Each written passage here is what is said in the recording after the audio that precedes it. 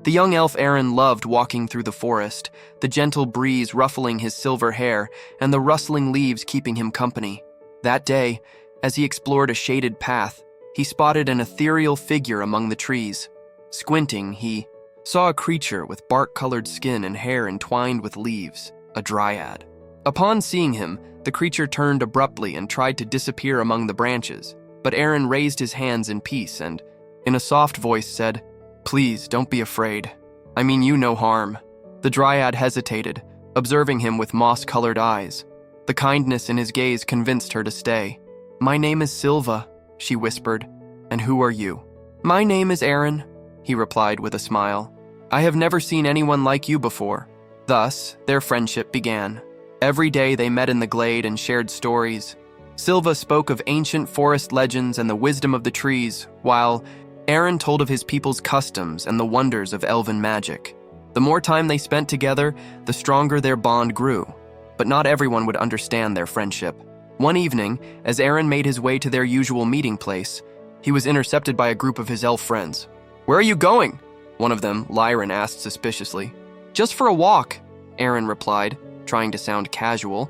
But before he could move on, one of his friends shouted, "Look over there! What is that thing?" Everyone turned and saw Sylva sitting on a gnarled root, her expression peaceful. Their admiration quickly turned to distrust. "A Dryad!" Lyren exclaimed angrily. "These creatures are dangerous! They shouldn't be here!" Without hesitation, they grabbed sticks and stones, threatening to chase her away.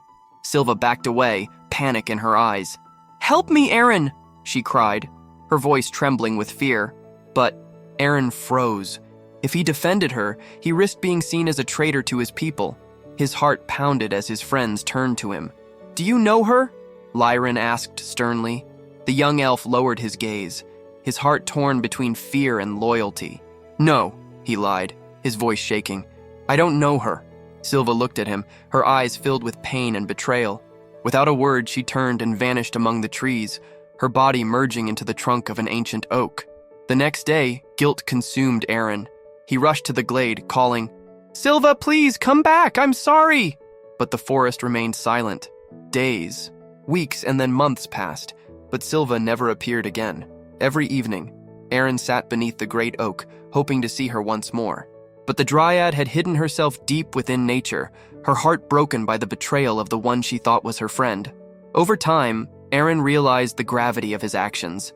He understood that his fear of being judged had cost him something precious.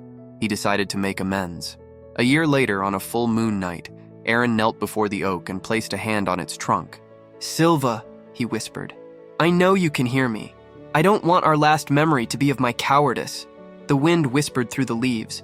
Then a figure emerged from the trunk. It was her. The Dryad watched him with cold eyes, arms crossed over her chest. "Why are you here, Aeren?" "To ask for your forgiveness, not just with words, but with my heart," he replied. "I was wrong. I was afraid of losing my friends, and because of that, I lost you. But I've learned that a true friend does not abandon those they love out of fear of others' judgment." Sylva gazed at him for a long time, the moon reflecting in her green eyes. "Words cannot erase the pain, Aeren," she finally said, "but time may heal it." "Then I will wait," he promised. "Every day I will return here, not to force you to forgive me, but to show you that my remorse is sincere." The Dryad nodded slowly, then disappeared into the foliage once more. Aeren kept his promise. Every day he returned to the glade, speaking to the forest as if Sylva could hear him. He told her about his days, the changes in the village, and the lessons he had learned. For months, Sylva did not appear, but he never lost hope. Until one evening, as he sat beneath the oak, he heard a soft voice beside him. "What story will you tell me today, Aeren?" The elf turned and saw Sylva sitting next to him, a small smile on her lips. His heart filled with joy. He knew that the road to rebuilding their friendship would be long, but now he had a second chance. And this time, he would never betray her again. Morale.